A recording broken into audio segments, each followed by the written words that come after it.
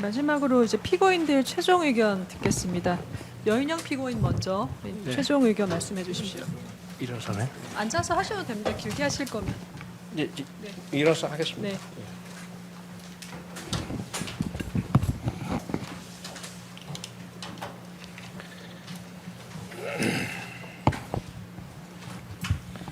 앉아서 하겠습니다. 네, 앉아서 하십시오. 네, 마이크에 대고 말씀해 주십시오. 예, 이게 잘 보이지가 않네요. 이게. 네. 네, 피고인 여인영입니다. 저는 12월 3일 비상계엄에 뜻하지 않게 연루되었고 계엄 당시 현명한 판단이 부족했고 역사와 국민들과 그리고 당시 살아가는 전우들 앞에 피눈물이 나는 심정으로 반성하는 마음으로 재판에 임해왔습니다. 그러나 사령관으로서 그때 당시에 가장 많은 생각을 했던 제가 계엄 당시의 사실과 그 경위를 밝히는 것이 저를 믿고 따라준 전우들의 억울함과 명예를 조금이라도 회복시키는 길이라고 저는 생각하기 때문에 오늘 마지막으로 제 생각을 좀 말씀드리고자 합니다.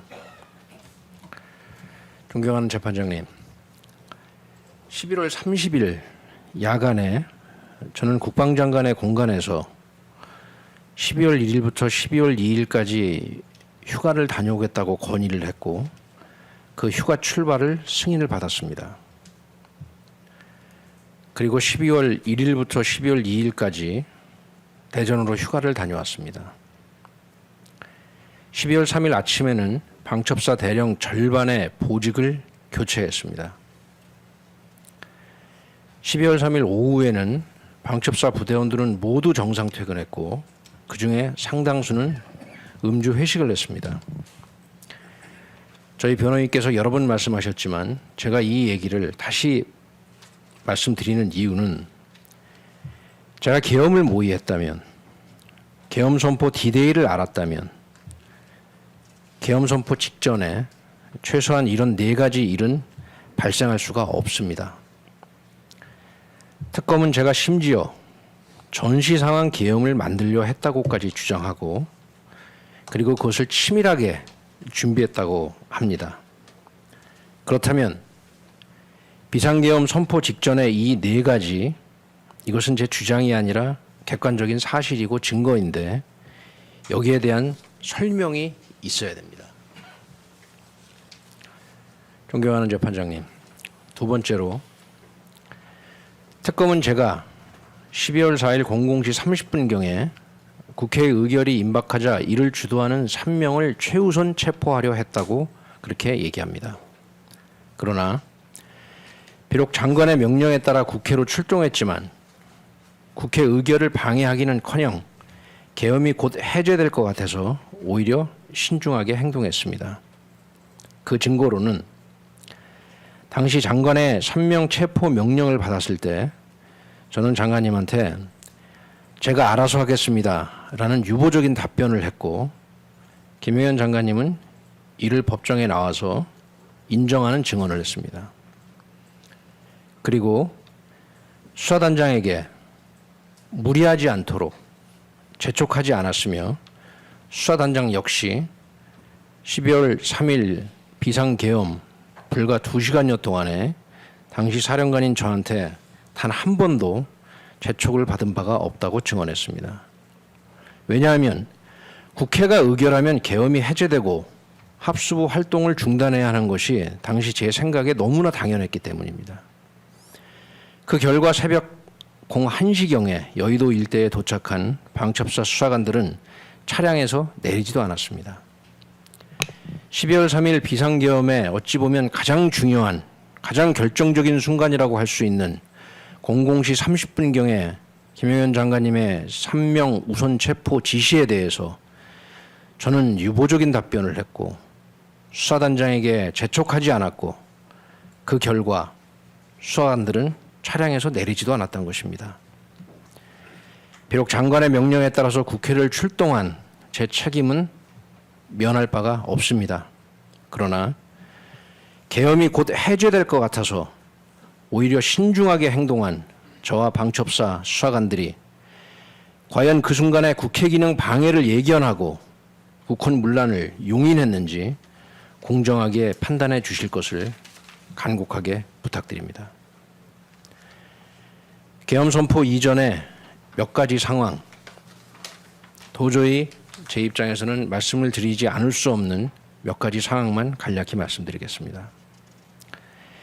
2024년 3월부터 11월 30일까지 5번 윤석열 대통령과 김영현 장관의 계엄의 생각에 대하여 반대하였는데, 그중에 6월 초에는 대통령에게 첫 번째, 군을 정치적 목적으로 동원하는 것에 반대합니다.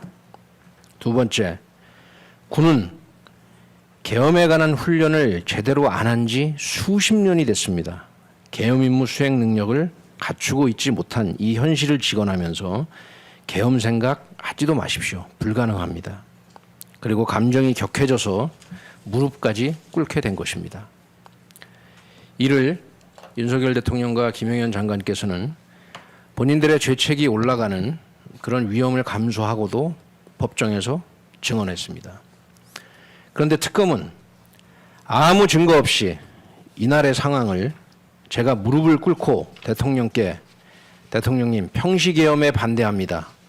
그러니 전시계엄을 하시죠 라고 호소했다는 그냥 듣기에도 어색한 주장을 하고 있으며, 이를 기점으로 그때부터 전시계엄을 모의했다고 주장하고 있습니다. 저는 이 부분이 너무너무 억울합니다. 그런데 특검의 이 주장은 그 다음 달인 7월에 이어지는 상황과도 전혀 일치하지 않습니다. 재판장님 잘 아시는 바와 같이 7월경에 강호필 장군은 하와이에서 있었던 일로 해서 계엄에 전역을 하겠다는 각오를 할 정도로 심하게 반대하였고, 강호필 장군과 저는 당시 김영현 경호처장 공간에 호출이 돼서 들어가서 김영현 장관님의 당시 김영현 경호처장의 계엄에 대한 생각에 반대했습니다. 이 상황을 강호필 장군은 일반의적 재판에서 증언했습니다. 강호필 장군은 당시 증언하면서 여인영 장군과 내 생각이 동일하다고까지 얘기했습니다. 그렇다면 강호필도 평시계엄에 반대하고 전시계엄에 찬성하는 사람이었나요? 이에 그치지 않고 이러한 일들을 7월 후반에 신원식 장관님에게도 그대로 다 보고했습니다. 경호처장님 공간에서 있었던 일, 그리고 제가 6월 달에 무릎까지 꿇고 대통령에게 호소하였던 일까지 당시 장관님에게 다 보고했습니다. 제가 만일 전시계엄에 찬성하고 평시계엄에 반대한다는 듣기에도 어색한 이런 호소를 하였다면 계엄에 반대한 강호필 장군과 신원식 장군에게 그와 같은 이야기를 할 수는 없습니다. 두 번째로, 오전에 특검 검사는 논공행상이라는 용어를 써가면서까지 계엄 성공 후에 누가 육군 총장을 하고 누가 무슨 사령관을 하고 하는 것을 했다고 주장을 했습니다. 어이가 없습니다. 이 경위는 설명을 좀 드리겠습니다. 당시 8월경에 신원식 장관님의 지시로 차기 군 수뇌부를 어떻게 구성하면 될지 네 의견을 한번 얘기해봐라. 그래서 인사검증 방안을 제가 만들어서 차기 군 수뇌부에 대해서 보고를 드렸습니다. 거기에는 육군 참모총장만 있는 것이 아니라 합참의장부터 육군, 해군, 공군, 해병대 사령관, 지작사령관, 이작사령관 모든 대장급 인사들을 다 포함해서 대략적인 기수에 맞춰서 여러 가지 조합으로 의견을 보고를 드렸고, 그 중에 기본적으로 전제가 되어 있는 것은 강호필 장군 그리고 또 한 명이 차기 합참의장으로 거의 그렇게 생각을 하고 계신 상황이었습니다. 그러면서 저나 곽종근 장군이나 이진우 장군이나 당시 기수로 보아서 그 다음 군 수뇌부가 될 수 있는 그런 상황이기 때문에 여러 조합 중에 하나였을 뿐입니다. 그런데 특검은 이를 가지고 마치 계엄 성공 후에 논공 행상을 한 것처럼 얘기를 하고 있지만 근본적으로 그것이 말이 안 되는 것이, 계엄에 그렇게까지 반대했던 강호필을 차기 합참의장으로 전제한 상태에서 어떻게 이런 보고서를 만들 수가 있으며, 또한 신원식 장관님에게 보고한 것에 그치지 아니하고 당시 김용현 장관님에게도 이것을 보고를 했습니다. 그렇다면 상식에 비추어 보건대 옷을 벗을 각오까지 한, 그렇게 계엄에 반대한 강호필 장군을 차기 군수뇌부에 임명하는 안을 전제로 만든 이러한 인사검증 방안이 오전에 특검 검사가 이야기한 계엄 성공 후에 논공 행상이 될 수 있겠습니까? 10월 초에 윤석열 대통령과 김영현 장관께서는 계엄에 반대하여 전역까지 각오했던 강호필 장군을 지작사령관에 임명했습니다. 좀 전에 곽종군 장군이 증언한 것처럼 기수로 보아서 강호필 장군이나 곽종군 장군이나 2명 중에 1명이 될 수 있는 그런 상황이었습니다. 그런데 저는 당시 방첩사령관이었고, 방첩사령관의 임무 중에 하나는 인사검증을 하는 것입니다. 방첩사는 강호필 장군의 인사검증에 전혀 문제가 없다는 결과를 김용현 장관에게 보고했습니다. 제가 계엄에 찬성하고 모의했다면 전역을 각오할 정도로 계엄에 반대한 강호필을 차기 합참의장으로, 그리고 지작사령관에 임명하는 인사검증에 적합 의견을 도저히 낼 수가 없습니다. 이어서 10월 국정감사 기간 중에 계엄 준비 의혹이 많이 나왔습니다. 이 때문에 당시 신원식 국가안보실장이 저에게 전화하셨고, 아직도 계엄 얘기가 도는 이유가 무엇이냐, 너의 생각은 무엇이냐, 이런 식으로 계엄에 반대하는 생각의 취지를 여러 번 이야기하였고, 그때 당시에 강호필 지작사령관은 마찬가지고 이진우 장군과도 마찬가지로 10월 국정감사 기간 중 계엄 준비 의혹에 대한 저희들의 계엄의 생각에 반대하는 취지의 전화통화를 수차례 하기도 하였습니다. 11월 9일 상황에 대해서 한 가지만 더 말씀을 드리겠습니다. 검찰 공소장에는 11월 9일이 대통령, 장관, 특전사, 수방사, 방첩사령관이 계엄을 모의하고 결행한 날이라고 특정하여 주장하고 있습니다. 그런데 이날 식사 자리에서 계엄에 반대하여 전역까지 각오했다는 강호필 지작사령관과 대통령은 화상통화를 했습니다. 이는 곽종군 사령관도 그 사실을 기억하고 증언했습니다.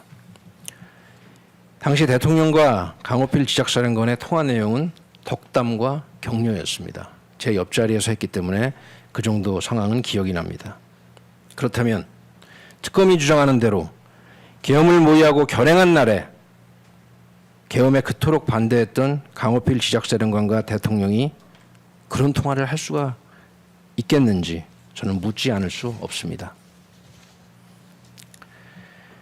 12월 3일 상황으로 넘어가겠습니다. 특검은 12월 3일 점심때쯤에 오물풍선 부양이 예고되자 이것이 무력 충돌과 계엄 선포로 이어질 수 있어서 여인영 방첩사령관은 이에 대비하여 방첩사 군인들의 부대 대기를 지시했다고 그렇게 주장하고 있습니다. 그러나 12월 3일 오전에 대령급 절반의 보직 교체가 있었다고 말씀드렸고, 이것은 그 당일날 결정된 것이 아니라 11월 초에 이미 참모장 소용기 장군에게 제가 준비해서 이루어진 일입니다. 그날 오후에는 이진우 장군에게 전화가 왔습니다. 오늘 저녁에 연말 예정되어 있는 수방사 예하 장군들의 부부동반 회식을 해도 문제가 없겠느냐라고 저에게 조언을 구했습니다. 왜냐하면 오물풍선 부양이 예고됐기 때문에 같은 동기생에게 그 정도는 물어볼 수 있을 것입니다. 저는 거기에 대해서 별일이 없을 테니 그냥 해도 된다, 이렇게 조언을 해주었고, 실제로 그날 회식이 저녁 21시까지 이어졌다는 것을 나중에 알았습니다. 앞서 말씀드린 것처럼 저녁에 방첩사는 정상 퇴근해서 상당수가 음주 회식을 했습니다.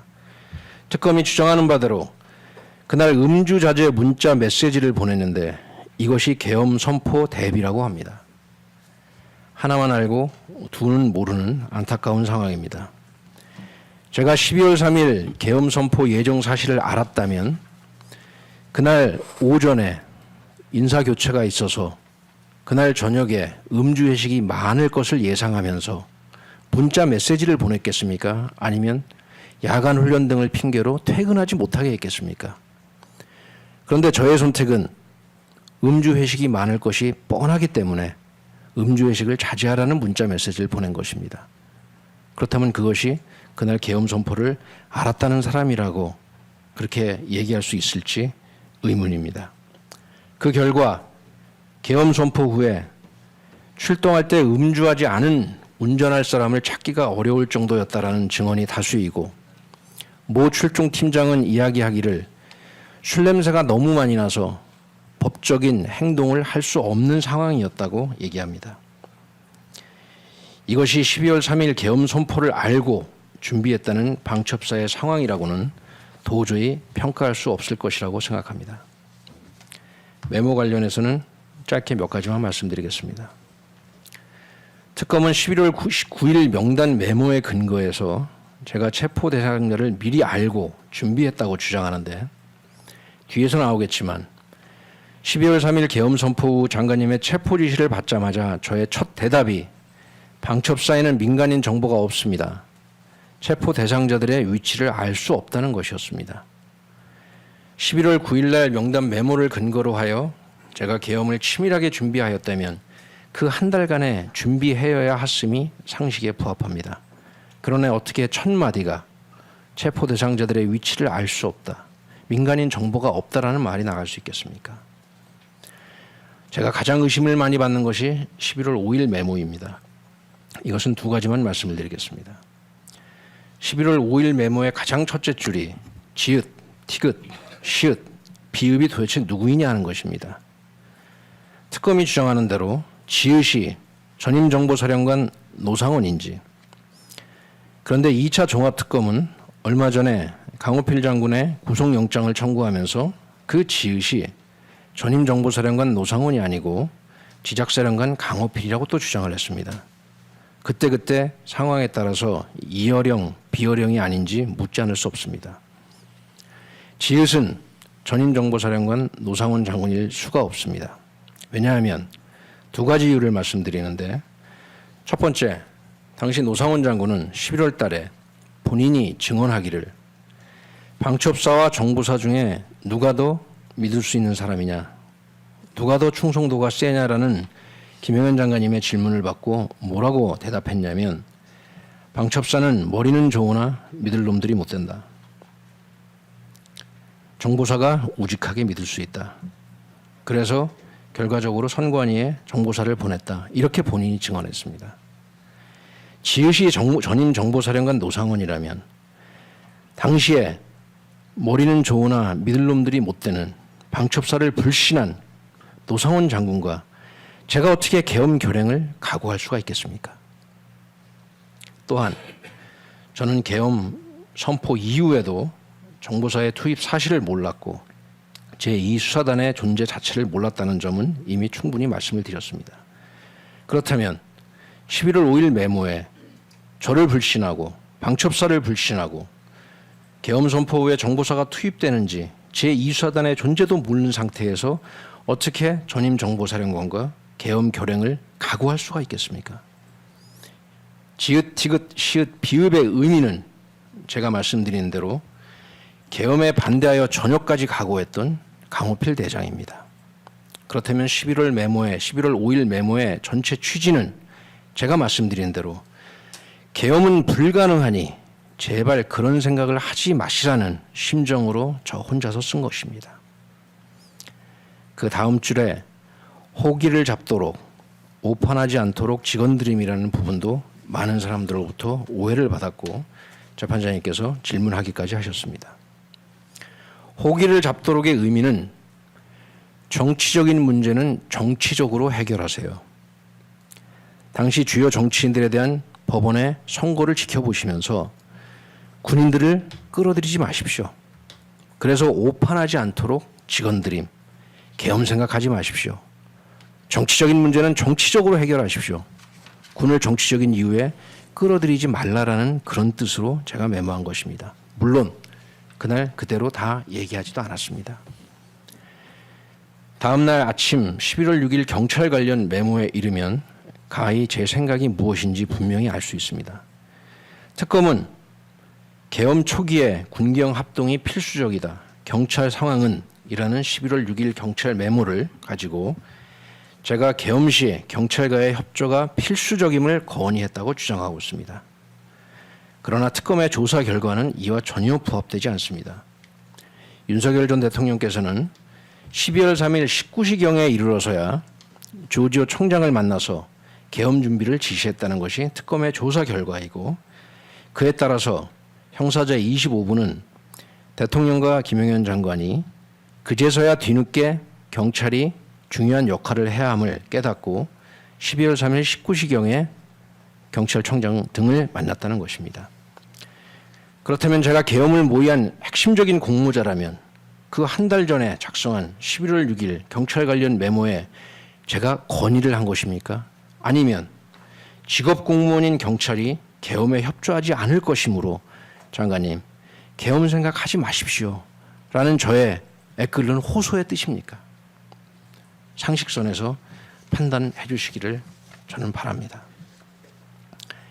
2024년 한 해 동안에 3월 말, 6월 초, 7월, 10월, 11월에 윤석열, 김용현 이 두 분의 면전에서 계엄에 대한 생각에 5번 반대했습니다. 저의 이 계엄 반대 소신을 10월 달에 신원식, 강호필 이 두 분에게도 수차례 얘기했습니다. 이와 같은 상황을 이 사건의 공범 관계에 있지 아니한 신원식 안보실장과 강호필 지작사령관이 증언하였고, 비록 공범 관계에 있지만 윤석열 대통령, 김용현 장관, 곽종근 사령관 이 세 분도 증언을 하였습니다. 6월 초 무릎까지 꿇고 대통령에게 군의 계엄 업무 수행 능력이 불가능한 수준이기 때문에 계엄 생각을 하지 마시라는 직언을 듣기에도 어색한 평시계엄 반대, 전시계엄 찬성으로 황당하게 왜곡한 특검의 주장이 그 이후 이어진 7월 강호필 장군과 함께 계엄에 반대한 객관적 사실들에 비추어 과연 논리와 경험칙에 부합되는지 객관적이고 공정한 판단을 부탁드립니다. 계엄 선포 이후 주요 상황에 대해서 몇 가지만 말씀드리겠습니다. 앞서 말씀드린 것처럼 22시 50분경 김용현 장관으로부터 14명 체포 지시를 받았을 때 그 명단은 일반인과 이름을 아는 국회의원과 모르는 사람들이 3분의 1씩 섞여 있는 명단을 갑자기 받았습니다. 의원을 우선 체포하라거나 국회 의결을 저지하라는 그런 지시가 없었기 때문에 저는 당연히 이를 개별적인 계엄 사범으로 이해했습니다.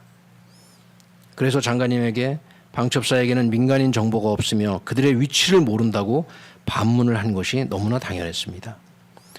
그리고 장관님의 지시에 의거 그렇다면 민간인 정보를 취급하는 경찰청장에게 이들의 위치를 한번 확인해봐라. 그 지시를 재차 받고 그중에서 국회의원의 위치를 우선 요청하거나 하지 아니하고 이 14명 모두의 위치 확인을 요청했습니다. 그리고 그 회신이 오려면 며칠은 걸릴 거라고 생각했습니다. 그래서 경찰과 합수부를 구성하고 확인된 소재지 등을 기초로 공조수사를 하는 것으로 이해했습니다. 만약에 제가 장관의 지시를 국회 의결 저지 목적으로 인식했다면 위치를 알아야 할 이유도 없고 경찰에 물어볼 이유도 없고 국회로 신속히 출동해서 그 길목 어딘가에서 검거함으로써 의결권을 행사하지 못하게 하는 아주 쉬운 방법을 선택했을 것입니다. 또한 그 무렵에 조지호 총장과 조사본부장에게 과천 방첩사로 합수부 인력 지원을 요청했고 수사단장에게는 그들이 오면 영내 체육관에 합수부 구성을 지시했습니다. 그런데 이것이 나중에 실무진에서 여러 가지 오해로 인해서 국회 인근에서 영등포 경찰서의 강력계 형사들과 만나려고 하는 아주 이상한 상황으로 발전이 돼버렸습니다. 그 상황에 초래된 가장 중요한 이유는 방첩사의 중령 실무자 수사조정과장이 경찰청의 과장인 이모 경정으로부터 질문을 받습니다. 자꾸 경찰을 보내달라 그러는데 지금 당장 갈 사람이 없으니 국회 관할 경찰이 가도 되느냐라고 물어본 질문에 대해서 방첩사의 수사조정과장은 상관없다. 아무나 빨리 보내줘라. 이 말 한마디가 이 모든 해프닝의 원인이 됐습니다. 방첩사와 경찰청 실무자들은 지시와 상향을 오인했고 임의로 판단해서 영등포 관내에 있는 국회의 질서유지 목적으로 계엄 직후에 자기들끼리 알아서 나와 있던 형사들의 연락처를 주고받으면서 발생이 전혀 예상하지 못한 상황이 발생하신 것입니다. 방첩사의 수사조정과장은 이러한 착오를 법정에서 인정했습니다. 계엄사령부가 영등포 경찰서 강력계 형사들과 협업하여 전국 규모의 합동수사를 총괄하는 합수부를 구성한다는 그 자체로 말이 되지 않습니다. 만약에 경찰, 군사경찰과 합동으로 장관이 지시한 14명을 체포하여 국회 의결을 제가 저지하려 했다면 과천으로 오라고 하지도 않았을 것이고 국회로 직접 오도록 요청했을 것입니다. 23시 20분경에 방첩사 참모들에게 합수부 운영 계획의 절차와 방법 준수를 강조했습니다. 그 무렵 대통령과 통화 시에는 합수부를 구성 중이라는 당시 상황을 저는 보고를 했습니다. 이는 당시에 저와 방첩사가 합수부의 수사 임무를 이행하고 있다고 생각했기 때문입니다. 이미 TV를 통해서 체포 대상자로 지목된 의원들을 포함하여 국회의원들의 위치가 국회에 있는 것을 확인하였기 때문에 만일 국회 의결 저지의 인식이 조금이라도 있었다면 합수부 운영계획의 절차와 방법을 준수하라고 참모들에게 강조할 필요도 없고 대통령에게 합수부를 구성 중이라는 그런 보고를 할 수도 없습니다. 당장 국회로 출동하라고 했을 것입니다. 23시 30분경에 김영현 장관께서 국회로의 출동 지시를 내렸습니다. 저는 국회로 출동 지시에 따라서 수사단장에게 준비 상태를 물어봤는데 경찰과 군사경찰은 과천으로 올 수 없고 출동 준비가 미흡하다는 보고를 받고 그래 좋다 준비되는 대로 출동하라라고 재촉하지 않았습니다. 그리고 경찰과 군사경찰을 국회로 오도록 지시하지도 않았습니다. 왜냐하면 방첩사조차도 장관의 지시가 없었다면 굳이 국회로 출동할 이유가 없는데 경찰과 군사경찰을 국회로 오라고 할 이유는 더더욱 없기 때문입니다. 공공시경에 출동을 지시하면서 총기를 가지고 가지 말라고 지시했고 국회 상황을 잘 파악해보라거나 현장의 계엄군과 협조하라는 지시를 하지 않았습니다. 왜냐하면 개별적인 계엄 사범을 검거하는 합동수사본부의 수사 임무에 총기 휴대는 불필요하고 국회 상황을 알 필요도 없고 수사의 기밀성 유지가 필요한데 현장에 나와 있는 계엄군과 협조할 아무런 이유가 없기 때문입니다. 00시 10분경에 사령부의 법무실장을 처음 대면했으나 포고령과 계엄에 대한 법적 조언을 받지 않았는데 법무실장은 당시 상황에 대해서 본인조차도 상황 파악도 안 되었고 정신이 없어서 그럴 경황이 없었다고 증언했습니다. 앞서 00시 30분경 상황을 좀 더 자세히 말씀드리겠습니다. 00시 30분경에 저뿐만 아니라 모든 사람들이 당시에 TV를 통해서 국회 본회의장 내에서 국회의원들이 모여서 표결을 준비 중인 상황을 생방송으로 보고 있었습니다. 그때 장관님의 3명 체포 지시를 받았습니다. 제가 그때 당시에 들은 생각은 국회가 곧 의결할 것 같은데 그러면 계엄이 해제될 텐데 계엄이 해제되면 합수부도 해체해야 되는데 서두르면 안 되겠다. 신중해야 되겠다. 라는 생각을 하고 그런 마음에 장관님한테 제가 알아서 하겠습니다. 라는 취지로 답했고 장관님도 그 사실을 법정에서 인정했습니다. 그래서 김대우에게 장관의 지시를 전달하면서 무리하지 않도록 당부한 것입니다. 수사단장은 출동하는 수사관들에게 임무수행 방법을 직접 체포하는 방법이 아닌 간접 체포하는 신병인수로 변경하여 일일이 당부하기까지 하였습니다. 존경하는 재판장님, 만약에 제가 국회 의결을 저지하려는 인식이 처음부터 조금이라도 있었다면 이와 같이 행동할 수 없습니다. 계엄 선포 전부터 야간 훈련 등을 핑계로 사령부 부대원들을 대기시켜 놓을 수 있었습니다. 사령관이 얼마든지 그렇게 할 수 있습니다. 그리고 계엄 선포 직후에 가장 신속하게 국회로 출동해서 국회 의결을 저지하려고 했을 것입니다. 그러나 실제 행동은 밝혀진 바와 같이 이와는 정반대였습니다. 계엄 선포 다음 날인 00시 30분경에 이르러서야 출동하는 일은 만약에 제가 국회 의결 저지 목적을 인식했다면 절대 발생할 수 없습니다. 끝으로 존경하는 재판장님과 배석 판사님들께 드리고 싶은 말씀입니다. 사람이 마음으로 자기의 길을 계획할지라도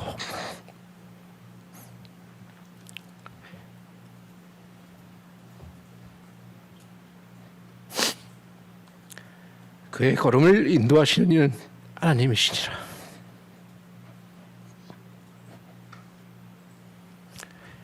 저는 이 말씀을 새기면서 사령관으로서 제가 책임져야 할 점은 책임질 것이고 사실이 아닌 점은 바로잡아질 것이고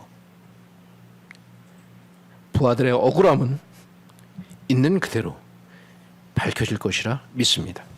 감사합니다.